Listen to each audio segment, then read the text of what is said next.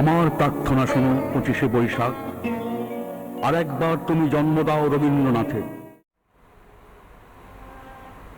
প্রয়াত প্রাক্তন মুখ্যমন্ত্রী বুদ্ধদেব ভট্টাচার্য মৃত্যুকালে বয়স হয়েছিল 80 বছর। টানা 11 বছর রাজ্যের মুখ্যমন্ত্রী ছিলেন বুদ্ধবাবু। 2000 থেকে 2011 সাল পর্যন্ত মুখ্যমন্ত্রী ছিলেন তিনি। এই মুহূর্তে পাম অ্যাভিনিউয়ের বাড়িতে শেষ নিঃশ্বাস ত্যাগ করেছেন তিনি, এবং এই মুহূর্তের কি ছবি তা দেখার চেষ্টা করব। আমাদের সিনিয়র এডিটর অনির্বাণ সিনহা আমাদের সঙ্গে সরাসরি রয়েছে। অনির্বাণ, এই মুহূর্তে কি ছবি উঠে আসছে অনির্বাণ?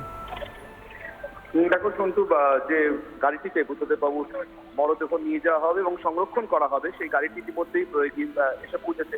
দেখতে পাচ্ছ, চক্ষু দান করা ছিল বুদ্ধদেব ভট্টাচার্যের, যে চিকিৎসকরা তার জন্য নিযুক্ত ছিলেন চোখ নিয়ে যাওয়ার জন্য, তারা ইতিমধ্যেই দান করা সেই চোখ নিয়ে গিয়েছেন।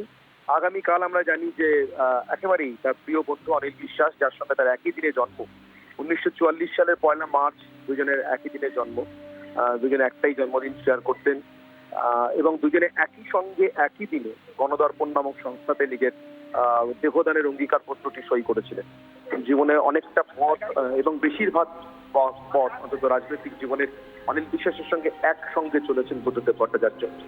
যখন তার পার্টি জীবন শুরু হয়, রাজনৈতিক জীবন শুরু হয়, তখন থেকে একেবারে বামফ্রন্ট সরকার ক্ষমতায় আসা, অর্থাৎ 1977 সাল, তার পরবর্তী সময় ক্ষমতায় এসে যাওয়ার পর যখন দলের সামনে প্রয়োজন দেখা দিল কিছু লোককে মন্ত্রিসভায় পাঠাতে হবে, কিছু লোক দলের সংগঠনের হাল ধরবেন, সেই সময় দল এবং মন্ত্রিসভার দায়িত্ব কোনটা কে পাবেন সেটা ঠিক পুরোপুরি নির্ণয় হয়নি সেই সময়টাতে, অর্থাৎ যখনও পুরোপুরি নির্ণয় করে ওঠা যায়নি সেই সময়টাতে বুদ্ধদেব ভট্টাচার্য, অনিল বিশ্বাস, বিমান বসু এবং শ্যামল চক্রবর্তী, এই চারজনকে, এবং অবশ্যই সুভাষ চক্রবর্তী, এই 5 জনকে বলা হতো একটা সময় পঞ্চপাণ্ডব সিপিআইএম এর ভিতরে। এই পঞ্চপাণ্ডব রাজ্য কমিটি, সিপিআইএম রাজ্য কমিটি, তাদের কাঁধেই দায়িত্ব ছিল পার্টি এবং সরকারকে ভবিষ্যতে এগিয়ে নিয়ে যাওয়ার জন্য। জ্যোতি বসু, বিনয় চৌধুরী, এরা যখন সেই দায়িত্ব সামলাতে শুরু করেছেন, তাদের পরবর্তী প্রজন্ম হিসেবে আরো পরে এই যে পঞ্চপাণ্ডবের কথা বললাম, যাদের মধ্যে শ্যামল চক্রবর্তী এবং সুভাষ চক্রবর্তী দুজন পার্টির ভিতরে জ্যোতিবাবুর ধারার অনুগামী, এবং বাকি 3 জন বুদ্ধদেব ভট্টাচার্য, অনিল বিশ্বাস এবং বিমান বসু,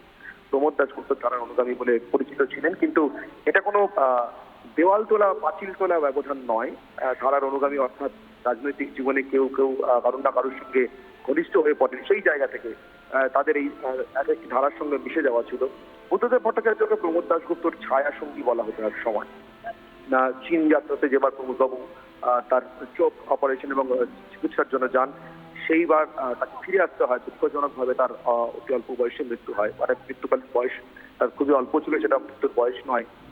তার মরদেহটি চীন থেকে একদম কলকাতা বিমানবন্দরে নিয়ে এসে তারপরে তার শেষকৃত্য পর্যন্ত যে মানুষটিকে মরদেহ বহন করতে দেখা গিয়েছিল তা না, তার নাম বুদ্ধদেব ভট্টাচার্য। অনিল বিশ্বাসের কথা বলছিলাম, তিনি চলে যাওয়ার যার অনুপস্থিতি, মন্ত্রিসভাতে পাকাপাকি ভাবে জ্যোতিবাবুর শূন্যস্থান পূরণ করতে চলে যাওয়া বুদ্ধদেব ভট্টাচার্যকে সারা জীবন হয়তো শূন্যতা দিয়েছে 2006 সালের পর থেকে। তার কারণ পার্টির দায়িত্ব নিয়েছিলেন অনিল বিশ্বাস, এবং তিনি থাকলে পার্টি সংগঠনটা অনেকটা বুঝে নিতে পারতেন, এই বিশ্বাস সবটাই বুঝে নিতে পারতেন। এই বিশ্বাস বুদ্ধদেব ভট্টাচার্যের ছিল, এবং তার শূন্যস্থান যে পূরণ হয়নি সেটা 2006-এর রেজাল্ট এবং 2011-র বামফ্রন্টের বিদায়, দুটোকে পাশাপাশি রাখলে বোঝা যায়। সেই জায়গা থেকে বুদ্ধদেব ভট্টাচার্যের আজকে চলে যাওয়া সিপিআইএম এর ইতিহাসে আমি যাদের কথা বলে শুরু করেছিলাম, একটা যুগের অবসান তুমি বলতে পারো।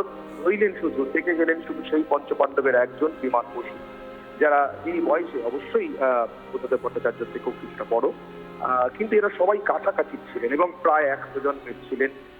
বিমান বসু নিশ্চিতভাবে এদের থেকে বয়সে কিছুটা বড়, কিন্তু বিমান বসু এই মুহূর্তে বেঁচে থাকলেন তার 4 অত্যন্ত ঘনিষ্ঠ সঙ্গী একদা বুদ্ধদেব ভট্টাচার্য, অনিল বিশ্বাস, সুভাষ চক্রবর্তী এবং শ্যামল চক্রবর্তীকে ছাড়া। ওই পঞ্চপাণ্ডবের মধ্যে একজন মাত্র রইলেন, জ্যোতি বসু আগেই গিয়েছেন এবং তার প্রজন্ম আগেই গিয়েছেন। বুদ্ধদেব ভট্টাচার্যের আজকে চলে যাওয়া এবং যে শবদেহবাহী গাড়িটি এই মুহূর্তে অপেক্ষা করছে, যে গাড়িটার কথা বলছিলাম, যে অনুষঙ্গে বলছিলাম, আজ একটি সংরক্ষণাগারে বাড়িতে থাকবে বুদ্ধদেব ভট্টাচার্যের দেহ। আগামীকাল সকাল 10:30 থেকে আলিপুর স্ট্রিটে মুজাফফর আহমেদ ভবনের সিপিআইএম এর রাজ্য দপ্তরে তার দেহ রাখা হবে পার্টি কর্মী, সাধারণ মানুষ প্রত্যেকে শেষ শ্রদ্ধা জানানোর জন্য, এবং অবশ্যই অন্যান্য রাজনৈতিক দল থেকেও যারা শ্রদ্ধা জানাতে আসবেন তাদের জন্য। বিকেল 4টে নাগাদ তার দেহ নিয়ে শেষ মিছিল শুরু হওয়ার কথা। সেই মিছিল এখনো পর্যন্ত যতটা ঠিক আছে, নীলরতন সরকার কলেজের, নীলরতন সরকার মেডিকেল কলেজের যে দেহদানের ঘর, যেখানে দেহদান করা হয় যে মর্গে, সেখানে নিয়ে যাওয়া হবে এবং সেখানেই দেহদান করা হবে। ঠিক যেখানে বুদ্ধদেব ভট্টাচার্যের অভিন্ন হৃদয় বন্ধু অনিল বিশ্বাসের দেহ দান করা হয়েছিল, একই রকম ভাবে মিছিল সহকারে গিয়ে যখন তোমার সঙ্গে কথাটা বলছি তখন ইতিমধ্যেই কিন্তু আলিপুরদুয়ারে ডাক প্রস্তুতিও শুরু হয়ে গেছে। অনুপম তোমাদেরকে সেই ছবিও দেখাচ্ছি। প্রস্তুতি বলতে আগামীকাল যেভাবে সবকিছু সামলাতে হবে এই শোকের সময় যে কোনো দলের ক্ষেত্রেই, এবং বিশেষ করে কমিউনিস্ট পার্টিগুলোর ক্ষেত্রে, সন্তু আমার দীর্ঘ অভিজ্ঞতা, যে চারজনের নাম বললাম এর আগে, তাদের চারজনের এবং জ্যোতি বসুর শেষ যাত্রার সঙ্গী হওয়া সাংবাদিক হিসেবে আমার সুযোগ হয়েছিল, সেই পেশাদারী অভিজ্ঞতার জায়গা থেকে বলতে পারি একটা অদ্ভুত কাঠিন্য এবং শোকের যৌথ পালন দেখতে পাওয়া যায় এই সময়টাতে। কমিউনিস্ট পার্টিগুলোর নেতা এবং কর্মীদের মধ্যে একদিকে শোক, তাদের প্রিয় সাথীকে, তাদের সংগঠনের প্রিয় কর্মীকে, দলের প্রিয় কর্মীকে, তাদের ভাষায় তারা যাদেরকে কমরেড বলেন, সাথী বলেন, তাদেরকে হারানোর, এবং অন্যদিকে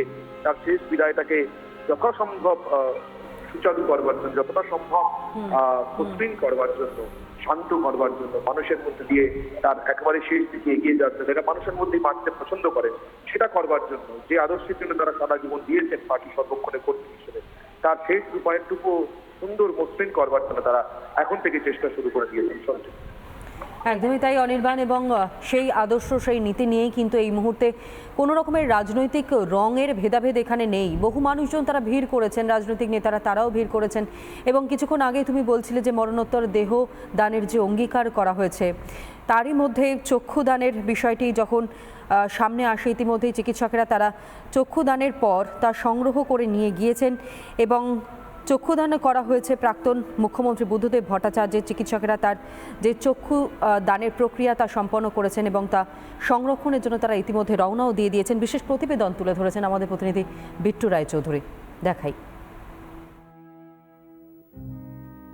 বুদ্ধবাবু প্রয়াণ হয়েছে এবং এক্ষেত্রে দাঁড়িয়ে বুদ্ধবাবু তার চক্ষু দান করে গেলেন।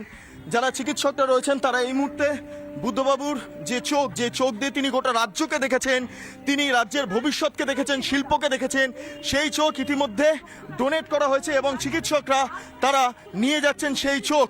এবং খুবই তাৎপর্যপূর্ণ ছবি, এই চোখ দিয়ে গোটা রাজ্যের ভবিষ্যৎ দেখেছিলেন। ভবিষ্যতের অন্ধকার না ভবিষ্যৎ আলো, সেই বিষয়টা তিনি আগে ভাগে কার্যত চাক্ষুষ করেছিলেন। সেই চোখ দেহদানের সঙ্গে সেই চোখও দান করা ছিল এবং সেই চোখ এই মুহূর্তে চিকিৎসকরা নিয়ে যাচ্ছেন। দেখা যাচ্ছে গ্রিন করিডোর করে সংশ্লিষ্ট যে হাসপাতালে, সেই হাসপাতালে নিয়ে যাওয়া হবে। কোন হাসপাতালে নিয়ে যাওয়া হচ্ছে একটু যদি বলেন? কোন হাসপাতালে? আরইউ কলকাতা। আরইউ কলকাতা। তাহলে বুদ্ধবাবুর চোখ অবশেষে আপনাদের হাতে। এই মুহূর্তে বুদ্ধদেব ভট্টাচার্য তার যে চোখ, সেই চোখ তিনি ডোনেট করেছেন দেহদানের সঙ্গে, এবং তা নিয়ে এই মুহূর্তে হাসপাতালের পথে চিকিৎসকরা গ্রিন করিডোর করে তাদের হাসপাতালে নিয়ে যাওয়া হবে। এবং এই চোখ পরে ভবিষ্যতে চিকিৎসা ক্ষেত্রে কোন কাজে, কোন ক্ষেত্রে ব্যবহার করা যায় সেই দিকে নজর থাকবে অবশ্যই। তবে যেই চোখ দিয়ে গোটা রাজ্যের ভবিষ্যৎ দেখেছিলেন বুদ্ধদেব ভট্টাচার্য, সেই চোখ দান করা হলো এবং তা এই মুহূর্তে গ্রিন করিডোরের মাধ্যমে সরাসরি হাসপাতালের দিকে নিয়ে যাচ্ছেন চিকিৎসকরা। ভিডিও জার্নালিস্ট রবি শর্মার সঙ্গে বিট্টু রায়চৌধুরী, রিপাবলিক বাংলা, কলকাতা। একটা যুগের অবসান, সেই পক্ককেশ, সেই সাদা বেশ এবং তারই সঙ্গে সেই চেনা পরিচিত স্বভাব, সেই ভঙ্গি। আর সেই ব্যক্তি অর্থাৎ প্রাক্তন মুখ্যমন্ত্রী বুদ্ধদেব ভট্টাচার্য, তার প্রয়াণ আজ হয়তো সত্যি একটা শূন্যতার জায়গা সৃষ্টি করেছে। কাতর আরতি ফিরে আসুন বুদ্ধবাবু। যারা উপস্থিত রয়েছেন, বামপন্থী যারা রয়েছেন, ডানপন্থী যারা রয়েছেন, প্রত্যেকেরই হয়তো মননে সেই একই আরতি, বুদ্ধবাবু আপনি ফিরে আসুন। কিন্তু সেটা হয়তো আর সম্ভব নয়। মানুষ মরণশীল। তিনি হয়তো ইহলোক ত্যাগ করেছেন ঠিক 8:20 তার পাম অ্যাভিনিউয়ের যে ছোট্ট একটি ঘর, সেই ঘরে। এবং সেই প্রয়াণের পরই, খবর পাওয়ার পর, বহু বিশিষ্টজনেরা তারা যেমন ছুটে গেছেন, একই রকমভাবে ছুটে গেছেন অসংখ্য সাধারণ মানুষ। ইতিমধ্যেই যেই শববাহী শকট তা প্রস্তুত করা হয়েছে। যে কোনো মুহূর্তে প্রয়াত প্রাক্তন মুখ্যমন্ত্রী বুদ্ধদেব ভট্টাচার্যের নিথর দেহ তা এই পাম অ্যাভিনিউয়ের ছোট্ট সেই ফ্ল্যাট ঘর থেকে বার করে নিয়ে আসা হবে বাইরে এবং তারপরই তা সংরক্ষণের জন্য নিয়ে যাওয়া হবে পিস ওয়ার্ল্ডে।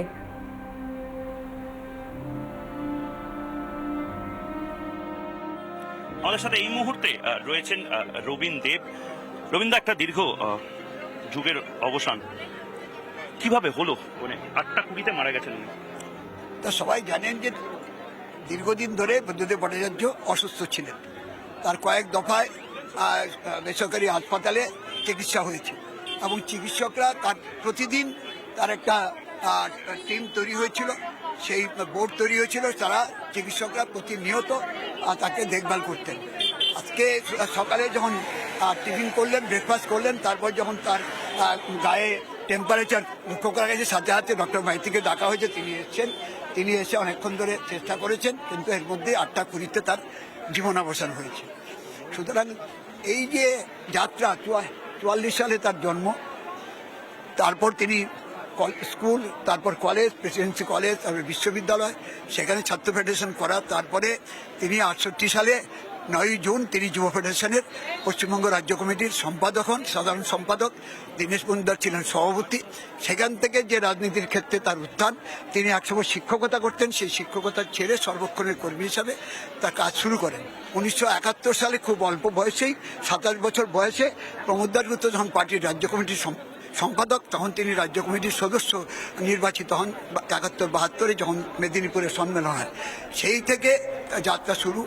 তারপর তিনি 1977 সালে তিনি কাশীপুর থেকে জিতে